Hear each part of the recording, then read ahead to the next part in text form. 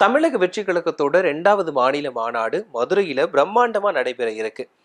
இதற்கான ஏற்பாடு பணிகளை அந்த கட்சியினர் மும்முரமா செஞ்சுட்டு போறாங்க. இந்த நிலையில இந்த மாநாட்டுல இவங்கெல்லாம் கலந்துக்க கூடாது அப்படின்னு சொல்லிட்டு விஜய் அறிவிச்சிருக்காரு. அவர் யாரை குறிப்பிட்டு சொல்லியிருக்காரு, மற்றபடி என்னதெல்லாம் சொல்லியிருக்காரு அப்படிங்கிறத பத்தி இந்த பதிவுல விரிவா பார்க்கலாம். கடந்த 2024ஆம் ஆண்டு, அதாவது பிப்ரவரி 2ஆம் தேதி நடிகர் விஜய் வந்து தமிழக வெற்றி கழகம் அப்படின்னு தன்னோட கட்சியை தொடங்கினாரு.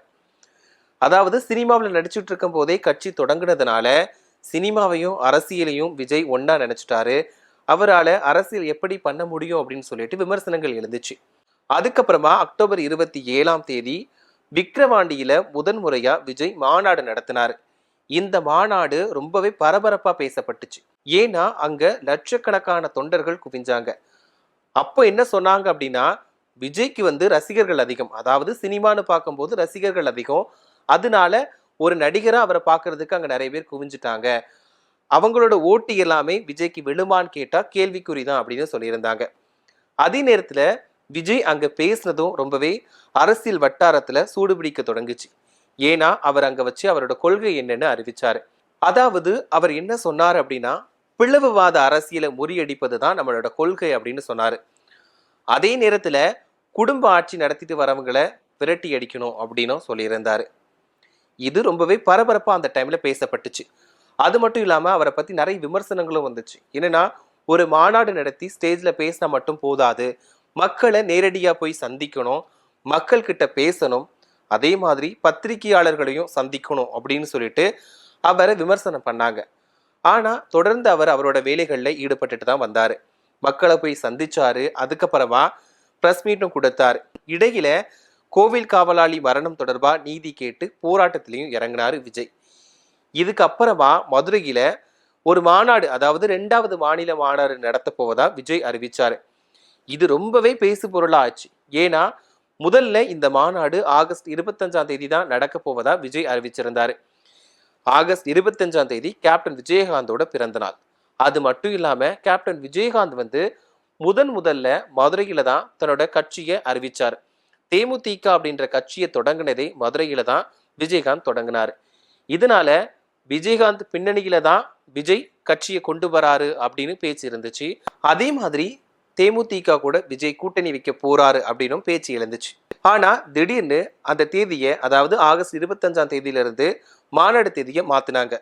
என்னன்னா, ஆகஸ்ட் 25ஆம் தேதியிலிருந்து ஆகஸ்ட் 21ஆம் தேதிக்கு மாநாடு தேதியை மாத்திட்டாங்க. திடீர்னு மாத்தினதுனால எதுக்காக மாத்தினாங்க அப்படின்னு கேள்வி எழுந்துச்சு. ஆனா சில காரணங்கள் என்ன சொன்னாங்க அப்படின்னா, பாதுகாப்பு கொடுக்க முடியல. ஏன்னா 26ஆம் தேதி பிரதமர் வந்து தமிழகம் வரப்போறதா சொல்லப்படுது. அவரோட பாதுகாப்பு ஏற்பாடுகள் கொடுக்கறதுக்காக இந்த இதுக்கு சரியா கவனிக்க முடியாது அப்படின்னும் பேச்சு எழுந்துச்சு. அதே நேரத்துல சில காரணங்களும் சொல்லப்பட்டுச்சு. ஆனா இப்படி இருக்கக்கூடிய நிலையில இந்த மாநாட்டுக்கு பிரம்மாண்டமா தயாராகிட்டு வராங்க. ஏன்னா இப்ப 2026 சட்டமன்ற தேர்தலுக்காக திமுக, அதிமுக, தேமுதிக அப்படின்னு எல்லா கட்சிகளுமே தேர்தல் வேலைகள்ல மும்முரமா இறங்கிட்டாங்க. சொல்ல போனா எல்லா கட்சிகளுமே சுற்றுப்பயணத்தை மேற்கொண்டுட்டு வராங்க. இந்த நிலையில தான் தமிழக வெற்றி கழகத்தோட 2வது மாநில மாநாடு மதுரையில 21ஆம் தேதி நடக்க இருக்கு. இதுக்காக 5000 ஏக்கர் பரப்பளவுல பிரம்மாண்டமா வேலை செஞ்சுட்டு போறாங்க. அதாவது மேடை அமைக்கிறதா இருக்கட்டும், பொதுமக்களுக்கு தேவையான வசதிகள், அதாவது கழிப்பட வசதி, அடிப்படை வசதி, அது மட்டும் இல்லாம அவங்க உட்கார்றதுக்கூடிய இடம் எல்லாத்தையுமே தயார் பண்ணிட்டு வராங்க. இந்த மாநாட்டுல முதல் முறையா மருத்துவ வசதியை கொண்டு வந்திருக்காங்க. அதாவது மருத்துவ வசதி எல்லா மாநாட்டிலையுமே கொடுப்பாங்க. இந்த மாநாட்டில் என்ன பண்ணியிருக்காங்கன்னா, ஏதாவது அந்த இடத்துல எமர்ஜென்சியா மருத்துவ வசதி தேவைப்பட்டுச்சுன்னா ட்ரோன் மூலமா கொண்டாந்து கொடுக்குற வகையில ஏற்பாடு பண்ணியிருக்காங்க. அதற்கான முன்னேற்பாடு பணிகளையும் அவங்க பண்ணினாங்க. ஏற்கனவே விக்கிரவாண்டியில் நடந்த முதல் மாநில மாநாட்டுல வந்து சரியா தண்ணி கூட கொடுக்கல அப்படின்ற பேச்சு எழுந்துச்சு. இப்போ அதெல்லாம் சரி செஞ்சு மக்களுக்காக எல்லா வசதிகளுமே தயார் பண்ணிட்டு வராங்க. அந்த வேலைகள் இப்போ மும்முரமாக தான் நடந்துட்டு வருது. இப்படி இருக்கக்கூடிய நிலையில விஜய் திடீர்னு இன்னைக்கு ஒரு அறிக்கையை வெளியிட்டிருக்காரு. ஏற்கனவே ஒரு அறிக்கையை வெளியிட்டிருந்தாரு. அதே மாதிரி இன்னைக்கு 2வது அறிக்கையை வெளியிட்டிருக்காரு. அதுல என்ன சொல்லியிருக்காரு அப்படின்னா, நீங்க வந்து இதெல்லாம் பண்ணணும், இதெல்லாம் பண்ணக்கூடாது அப்படின்னு சொல்லிட்டு கேட்டுட்டு இருக்காரு. முக்கியமா என்ன சொல்லியிருக்காருன்னு பாத்தீங்கன்னா, மக்களோட மக்களா இருக்கக்கூடிய இயக்கமான தமிழக வெற்றி கழகம் மீது மக்கள் வச்சிருக்கக்கூடிய பேராதரவும் பேரன்பும் வந்து சில மாசங்கள்லயே வெளிவந்துரும். அதாவது 2026 சட்டமன்ற தேர்தலுக்கு சில மாசங்கள் தான் இருக்கு. இந்த நிலையில மக்கள் தமிழக வெற்றி கழகம் மீது வச்சிருக்கக்கூடிய பேராதரவு வந்து வெளியே வந்துரும், அதாவது நம்ம தான் ஆட்சி அமைக்க போறோம் அப்படின்னு அவர் நம்பிக்கையாவே தெரிவிச்சிருக்காருன்னு சொல்லலாம். அது மட்டும் இல்லாம இப்ப மதுரையில் நடக்கக்கூடிய 2வது மாநில மாநாட்டுக்கு சில பேரை வர வேண்டாம்னு சொல்லியிருக்காரு. என்னன்னா அதாவது விஜய் என்ன சொல்லியிருக்காருன்னா, அதுல நான் தமிழக மக்கள் மீது வச்சிருக்கக்கூடிய அன்பு வந்து எல்லாத்துக்குமே தெரியும். இந்த மாநாட்டுக்கு கர்ப்பிணி பெண்கள், குழந்தைகளை வச்சிருக்கக்கூடிய பெண்கள், முதியோர்கள், பள்ளி குழந்தைகள், மாற்றுத்திறனாளிகள் இவங்க யாருமே வர வேண்டாம்னு சொல்லியிருக்காரு. குறிப்பா அவர் எதை மென்ஷன் பண்ணி சொல்லியிருக்காரு அப்படின்னா, உங்க நல்லதுக்காக தான் நான் சொல்றேன், தயவு செஞ்சு நீங்க வீட்டில இருந்தே மாநாட்டை பாருங்க அப்படின்னு சொல்லிட்டு அவர் கேட்டுட்டு இருக்காரு. அதே நேரத்துல விஜய் குறிப்பா இன்னொன்னையும் மென்ஷன் பண்ணி சொல்லியிருக்காரு. என்ன சொல்லியிருக்காரு அப்படின்னா, நம்மளோட லட்சியத்தையும் நம்மளோட இலக்கை அடையிறதுக்கு இன்னும் சில மாசங்கள் தான் இருக்கு. கண்டிப்பா அந்த இலக்கை நம்ம இன்னும் சில மாசங்கள்ல அடைஞ்சிருவோம். அதாவது நம்ம தனிப்பெரும்பான்மையோட ஆட்சி அமைப்போம் அப்படின்னு சொல்லியிருக்காரு. அதாவது விஜய் வந்து 2026 நம்ம கையில தான் இருக்கு அப்படின்ற மாதிரி திட்டவட்டமாவே சொல்லியிருக்காரு. குறிப்பா இன்னொன்னு மென்ஷன் பண்ணியிருந்தாரு.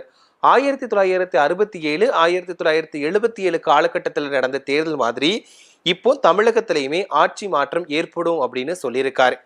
அதுக்காக நம்ம வந்து தீவிரமா உழைச்சிக்கிட்டு இருக்கோம். கண்டிப்பா அந்த வெற்றி நம்ம கையில கிடைக்கும், நாம தான் ஆள போறோம் அப்படின்ற மாதிரி அவர் சொல்லியிருக்காரு.